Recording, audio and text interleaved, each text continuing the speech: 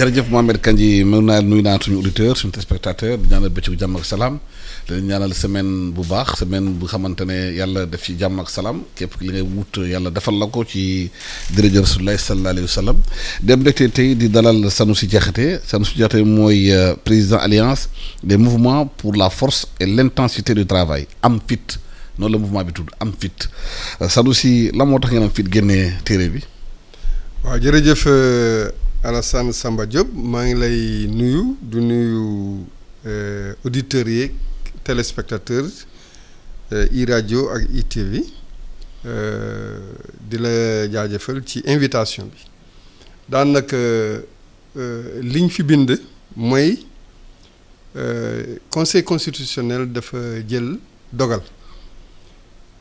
liste titulaire bu Yewwi Askan au niveau national ak liste suppléant pour Benno Bokk Yaakaar au niveau national dañ ko invalider dañoo jàpp ne loolu ñëpp d'accord nañ ne lu mel noonu mësu fi am mais ñun ñu ragal ci li nga xam ne mooy blocage institution ci cappandaw bi loo tax ñu génnee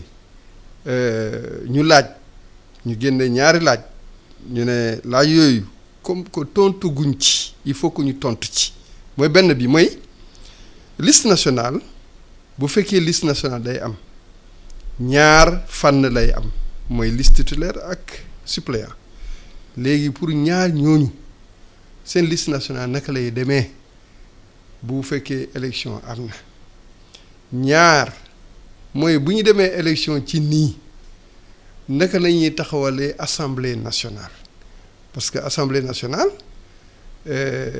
ci liste nationale Yewwi Askan bu amee ay baat au niveau national il faut mu am ay députés au niveau national te bu boobaa kan lañ koy jox liste sièges yooyu kan lañ koy jox ñu ne bu ñu jàngatee ci biir mouvement bi ak sunu ñi nga xam ne ñoo xam ay mbirum droit ñu ne loolu dina am problème parce que suppléants yi mënuñu jël ñi nga xam ne titulaire ñoo ko moom parce que titulaire dootul am ci liste bi titulaire du am.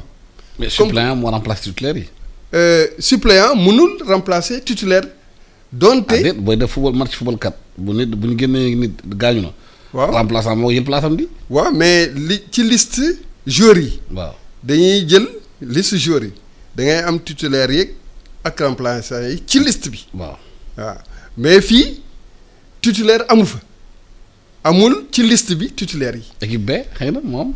non mënul nekk équipe B parce que ñaar yi ñoo war a nekk ci benn liste mooy titulaire yeeg suppléant yi te suppléant yi ñoom dañoo signé seen acte de candidature ci élection législative ne ñun ay suppléant lañu kan ban dogal lañ nit ñi mën a am pour soppi leen def leen ay titulaire loolu laaj la. loolu laaj la. bon laaj yooyu tant que amul réponse ñu ne bu ñu demee élection noonu day indi fitna te fitna nag baaxul ñu ne président de la république Macky Sall moom digganteem la ak askan dootul nekk affaire u parti politique digganteem ak askan lii nga xam ne mën na yee fitna nañ ko bàyyi loo tax mouvement bi ne nañu toxal lañu reporter élection yi ba yooyu ñu mun ko résoudre parce que conseil constitutionnel kenn amul ni ngay mënee defee appel ci dogalam. amul recours. loo tax moom président Macky Sall moo am solution bi di comme 2021 man génnoon naa man dama bokk ci ñi nga xam ne dañoo génn wax clairement pendant que ñooñu am na ñi nga xam ne dañu doon làqatu ma ne moom xamuñu ko nitu fitna dañ ko ñaan mu dalal affaire yi bii yoon aussi maa ngi koy ñaan moom mooy président de la république moom lañ jox baatu askan na xool lan mooy intérêt askan gi du leneen lay xool lu dul loolu. mais est-ce que fi ñu toll nii dañu comme ni wolof di wax bay weesul mbuus ba ñuy def déposer liste yi dafay dépense xamante ne bëri na ba ñu former ñi xamante ne ñoo def élection yi ñu dépenser tirer bulletin de vote yi yow c'est ay milliards la ñu maanaam comme waa aar askan bi yeneen liste yi tamit ñoom nangu la ñu dem ci élection yi est-ce que bu noonu demuñu élection tamit duñ tooñ ñooñu. waaw loolu tooñ am na mais da ngay méngal da ngay xool ci beneen balance bi lan la ñuy perte bu fekkee dañuy dem élection loolu la ñuy xool man xooluma intérêt acteurs yi man askan bi laa wax lu muy mën a jur ci wàllu fitna loolu la ñu war a aar askan gi pour que mu bañ a am milliard bi ñuy perte loolu milliard la mais bu fekkee ñaanuñu ko yàlla bu fekkee am na fii fitna ba loolu am vraiment problème bu rëy waa institution yi bloqué loolu ak milliards yi ñuy perdre ci préparation bi est-ce que loolu mën nañ ko méngale. mënuñu ko méngale donc loo tax dañoo war a jël li nga xam ne mooy intérêt askan gi fii dafay bu fekkee ñaari question yooyu amul réponse dina am blocage loolu la ñuy ragal. lu tax moom blocage. blocage noo mënee taxawal assemblée nationale te boo demee élection ñii am nañ seen liste nationale ñaari fànn am na ñii amuñu seen liste nationale amul ñaari fànn yi mooy titulaire ak suppléant waaw ñii am nañu titulaire ak suppléant ñu dem ba ci élection yi jeex après ñu ne il faut ñu séddale baat yi mais siège yooyu fan la kan lañ koy jox loolu mooy problème bi nit ñi bu ñu wax ne way suppléant lañ koy joxe et cetera kenn loolu amul benn décision fii bu koy firnde bu fekkoon ne loolu amoon na ci décision yi ba ñu firnde ko ba ñu leer ba mu leer mun naa wax mais code électoral waxul loolu. parce que suppléant dañ koo indi pour que bu fekkee titulaire bi dafa am vacance ci siège titulaire mu am démission mu am désistement wala mu am décès loolu en vue de pourvoir aux vacances de siège en vue suppléant loolu moo ko indi te suppléant c'est compris la liste nationale comprend la liste des suppléants. Voilà titulaire ak suppléant la liste nationale léegi boo demee liste nationale nag ñii am nañ seen liste nationale bu fekkee loolu am na ñaari fan yi ñenn amuñu dañ ko am na 2 poids 2 mesures te assemblée nationale man question bi may poser mooy naka la ñuy mën a jéglal les voix récoltées par Yewwi au niveau des titulaires parce que titulaire boo jëlee seen bulletin néant lañ fay def parce que kenn validé wu ko boo jëlee benn bokk yaakaar néant la ñuy fay def bu fekkee néant la mais kan la ñuy jox baat yi c'est ça le problème. est-ce que bu ñu tollaa foofu puisque conseil dañuy saisir souvent pour mu trancher des questions électorales muy ressaisir conseil mu joxe xalaat xëy na. bu eggee foofu bu ñu eggee foofu bu fekkee loolu est-ce que loolu du léegi lañ koy war a leeral bu ñu xaar ba lii am après ñu ne waa léegi conseil constitutionnel nañ ko laaj mais conseil constitutionnel décision bu muy jël dafa waroon na dem ba définir loolu yépp comme ça ñu xam ne fi ñuy dem ak naka la ñuy demee parce que ñi nga xam ne dañuy voter pour Benno Bokk Yaakaar ak ñeneen coalition dañuy war a voter sur la base de li nga xam ne dañ leen jox lii moo war a am ci élection yi mais bu ñu xaar ba élection yi am après ñun leen naka la ñuy mën a naka lañ koy traiter loolu dafay mel ni on a mis la charrue avant les bœufs wala c'est le médecin après la mort parce que loolu dafa am ba pare après ñu soog a wax ne naka lañ koy gérer loolu jëmul kër. est-ce que laajul maanaam comme ni nga ko waxee am na ñu bëri laaj léegi dañu war a def réforme en profondeur am na réew yu bëri en Afrique amatuñu conseil constitutionnel. cour constitutionnel la jëm. te cour constitutionnel ñu fay nekk c'est des gens indépendants lañ fay fal te tamit cour constitutionnel citoyen mën leen saisir sur des questions constitutionnelles. Est-ce que Sénégal yaakaaroo fu ñu toll nii situation bu ñu nekk nii puisque citoyen mënul saisir conseil constitutionnel directement mënoon na cour bu ñu amoon cour constitutionnel question yooyu mën nañu ko régler. waaw def naa sax citoyen dañ ko war a toujours dooleel ci wàllam ci doxalin réew mi citoyen bi nuñ koy mën a dooleel dañ ko war a dooleel bu fekkee cour constitutionnelle moo war a nekk yoon bi nañ ko samp mais li ma jàpp principe bi mooy citoyen bi parce que président de la république citoyen citoyen bi lañ code électoral bu ñu koy wax mais citoyen bi daf koy lire moom mu comprendre c'est fait pour le citoyen c'est pas fait pour les juristes le code électoral c'est fait pour le citoyen donc citoyen bi la ñuy waxal citoyen bi dafa war a am li nga xam ne leer na boppam donc bu fekkee moom am na li nga xam ne leerul boppam war na am sañ-sañ dem laaj fu mu war a laaj donc loolu man def naa yenu na maana mais situation bi nekk nii est-ce que de responsabilité parti politique yi bi ñu demee bay parti politique seen bopp muy pouvoir opposition am jafe-jafe defar liste pour respecter la loi problème am na parce que war nañu am ay juriste war nañu amee ni ko accompagner ba déposer liste xool liste bi ngay déposer est-ce que dëppoon ak yoon bi bu fekkee parti pour def tout seen liggéey bay déposer ba mëntuñu déposer liste ba am ay problème ba conseil constitutionnel ou ba code de rejeté problème bi am na ci formation parti politique yi. waaw loolu problème bi am na mais fii nii li ñuy wax mooy sunu réew la ñuy wax. waaw mais responsabilité parti politique yi.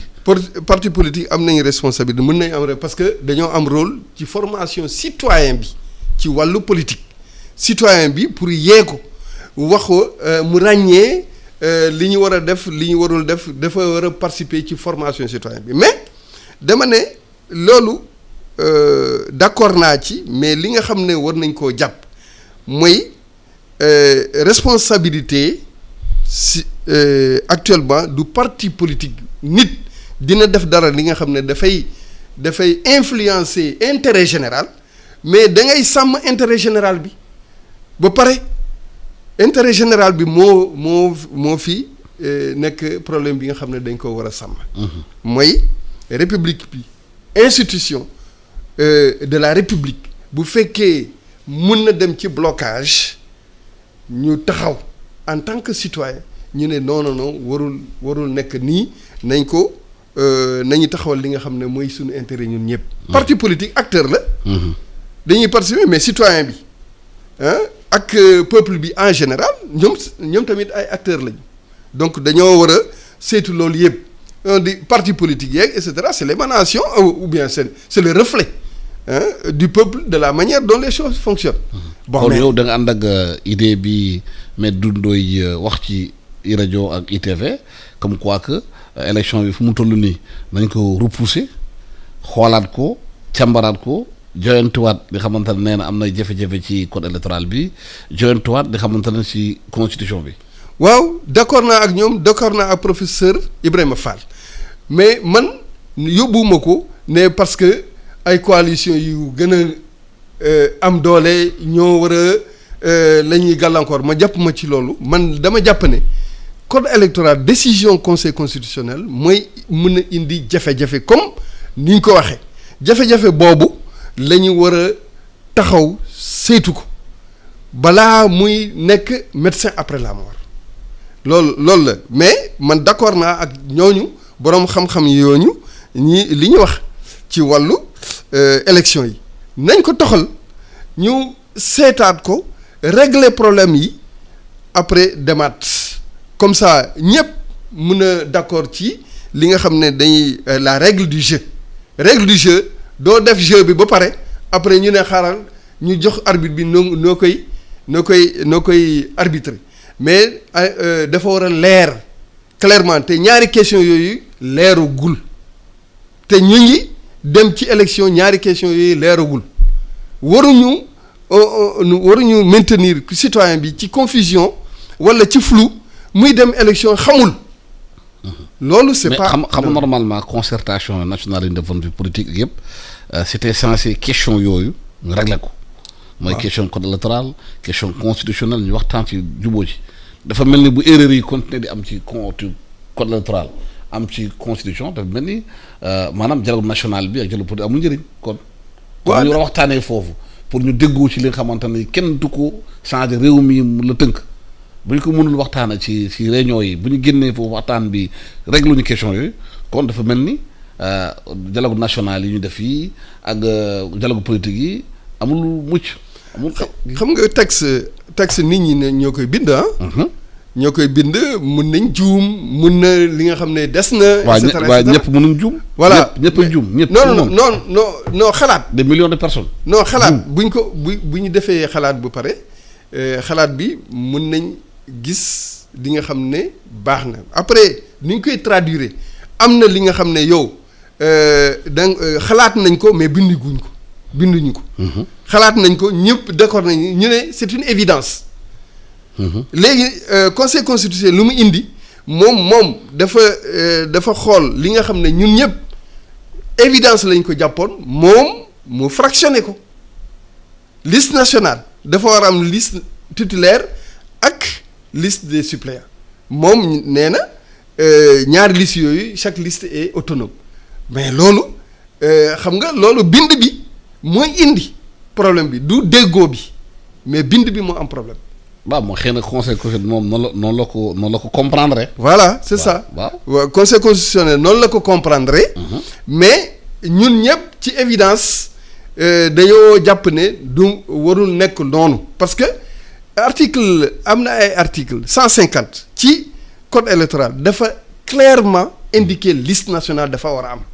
liste nationale waxuñu liste titulaire dafa war a am à part liste. suppléant am à part dafa ne liste nationale moo war a am te mu am titulaire ak suppléant boo demee ci département yi aussi dafa am titulaire ak suppléant xam nga foofu kenn mënul jàpp ne mun na am liste titulaire bi nga xam ne dafa séparé wu autonome par rapport à liste suppléant sax balaa ñu koy wax titulaire am. balaa ñuy wax si suppléant titulaire am. donc loolu mooy problème xam nga conseil constitutionnel am na aussi maanaam prérogative interpréter la loi dëgg la bu fekkee ne moom compréhension noonu la demee. waaw mën na ko interpréter noonu. waaw parce que boo demee yenn saa yi nag jurisprudence. waaw su demee réew yu mag yi par exemple cour suprême bu nekk États-Unis. mooy mën na interpréter loi. waaw mu nekk jurisprudence. waaw mu appliqué wu ñëpp. waaw mais interprétation mën na am conséquence. waaw. conséquence boobu laa wax man. interprétation boobu. mun na am conséquence mais conseil constitutionnel xam nga c'est pas le gardien de la constitution. tigi waaw c'est le président le gardien de la constitution. voilà. donc man looloo tax ma ne président moo war a jël matukaay. mu dalal affaire yi mu dalal vraiment mu indi jàmm li nga xam ne dafa gis ne loolu mun na am jeexital bi nga xam ne moom du méngoo ak suñu bëgg-bëgg. moom mu teg ci. li nga xam ne mooy loxo bu sedd moo gën pour ñun ñëpp parce que loolu bu amee bu demee ba foofu ñu ne blocage am na ñu ne mënuñu suppléants yi ñëw nañu mais mënuñu toog naka la ñuy def mu am blocage mu am coow boobu lu muy jur ëllëg kenn xamu ko balaa loolu ñu leeral balaa ñuy dem walla ñu toxal. waaw parce que xalaatkat yu bëri nañu dans un système démocratique l'interprétation du juge constitutionnel fait droit elle s'applique et à contre tous. waaw non application bi moom kenn werantuwu ko dañuy appliquer mais conséquence application la ñuy wax. man foofu laa nekk conséquence application bi lu muy jur mais application moom y a pas de recours possible. waaw parce que boo demee États-Unis boo xoolee cour suprême bi temps yi passé sax dafa am benn loi bu ñu jël sur le cas historique ci avortement bi. waaw te loolu day appliqué wu ñëpp. day appliqué wu bu président Joe Biden mais gis nga nee na dana saisir congrès bi ñu xool naka la ñu mën a gérer. mais parce que congrès bi mooy peuple bi mu ñoo sut cour suprême bu demee foofu ñoom dañoo interpréter mais bu demee ci congrès. mun nañ am dogal bi nga xam ne dafay ëpp doole li nga xam ne mooy décision cour suprême. fii nag président de la république gardien de la constitution moom la ñuy woo moom moo am responsabilité moom moo am responsabilité dalal affaire yi bañ a mu am fitna ci sunu réew. On n'a pas besoin de ça. On a beaucoup de boulot à faire dañoo am liggéey mën a war a liggéey sunu réew liggéey moo am li ñu war a li nga xam ne moom la ñu war a def. On a des priorités extrêmement élevées nañu jublu ci loolu ñu bañ a installer li nga xam ne mooy tension tout le temps tension nit ñi mënuñu liggéey loolu warul te moom mooy responsable moom moo am responsabilité vraiment di dalal. Alioune Tine démb na ci jury de dimanche ak membre Ibra Kane ñoom dem nañu gis kujje gi gis opposition gis pouvoir waxtaan ak ñoom ba baissé tension bi te yaakaar ne intérêt Sénégal la ñu war a jiital. waaw ci lépp soo yoree réew da nga ko war a yoree ci jàmm ak salaam. waaw boo wutee réew tamit da nga ko war a wutu jàmm ak salaam. waaw parce que réew ba mu jàmm ak salaam moom ku ko diriger du ko jiite. waaw ku ko wut tamit du ko am. waaw maanaam bu ko amee tamit ci fin la koy amee. waaw nee na da kontaan nañu ci waaye Yewwi naan ñoom d'accord nañu léegi seen liste suppléant bi dem de campagne yi. wuti assemblée nationale. Benno Bokk Yaakaar kazaalika. te waxtaan nañu ñeneen ñu commencé nañu campagne bi. léegi bu demee ba vote bi jeex. yow fa ngay waxee. voilà léegi jafe-jafe di am. voilà man foofu laa waxee nit ñi bu ñu xool rek Yewwi Askan wala Benno Bokk Yaakaar nañu xool askan gi. suñ askan. man loolu laay xool bu fekkee dafa war a am jafe-jafe interprétation yi mu am gis nañ li nga xam ne conseil constitutionnel jël na ay dogal ci yeneen réew mu indi li nga xam ne maar d'Italie donc loolu laay waxee foofu laay waxee ñun daal dañoo ne am na ay tontu am na ay questions yu ñu posé tontu bi bu amul nañu toxal. yaakaar nga ne feeg élection yi di am 31 juillet parce que ñu ngi tey xaw ma peut-être tey ñu ngi 4 juillet. waaw yaakaar nga ne feeg élection yi waxtaan war naa mun am balaa ñuy wote ji. leeral war naa am. leeral ñaari point yooyu war a indi leeral bi. ñi jël dogal ne nii la war a demee ñooñu ñoo war a leeral nan lay demee. te conseil constitutionnel ngay interpellé. voilà conseil constitutionnel moom sa responsabilité est engagée moom sa responsabilité est engagée parce que dafa war a leeral ñaari point yooyu li ñu wax mooy. bu demee les élus de Yewwi Askan xam nga Benno Bokk Yaakaar y a pas de problème parce que seen liste titulaire mu ngi fa donte liste nationale amul. liste nationale amul ci Benno Bokk Yaakaar tamit parce que amul liste suppléant mais fii mooy attribuer voix Yewwi Askan bu fekkee au niveau national. loolu mooy problème bi. liste nationale nan la ñuy séddale les voix de Yewwi Askan au niveau national. kan lañ koy jox mënuñu wax ne suppléant yi la. mënul nekk parce que suppléant balaa muy ñëw titulaire bañ fa nekk ñu ne dafa am décès wala dafa am désistement wala dafa am démission. mais Benno Bokk Yaakaar tamit bu fekkee ne titulaire bi décédé na ou bien am na incapacité amul suppléant. waaw ku koy remplacer. waaw xam nga y a 53 ci liste nationale. mun nañu wax ne foofu comme que dañu am 53 titulaires yi ñuy élire. dañuy am toujours. kuy remplacer. kii mën a yéeg. remplacer. mais fii moom Yewwi Askan. du mën a am. loolu mooy problème bi. kon kenn bu amee problème foofu kenn du ko mën remplacer. non kenn mënul toog. suppléant mënul toog mënul siéger parce que moom suppléant la kan lay remplacer suppléant bi kan lay remplacer. te loolu da nga bëgg conseil constitutionnel indi ci tontu. mu indi ci tontu. balaa élection yi ñëw balaa élection yi ñëw. conseil constitutionnel nañ ci tontu ñu indi li nga xam ne leer na comme ça nit ñi bi ñuy dem élection ñu xam ne nii lay demee. mais est-ce que de façon symbolique da ngeen di bind lettre saisir conseil constitutionnel ci question boobu wala déet. non ñun xam nga amuñu bu fekkoon ne cour constitutionnel kon def nañ ko. ba symbolique je dis de façon symbolique. waaw mën nañ ko def. mais déposer foofu laaj leen tontu. waaw looloo tax ñun ñu génnee déclaration pour que loolu tontu yu mel noonu bu mel noonu ñëpp jàpp ci pour que ñu indi ci leeral. luy leer.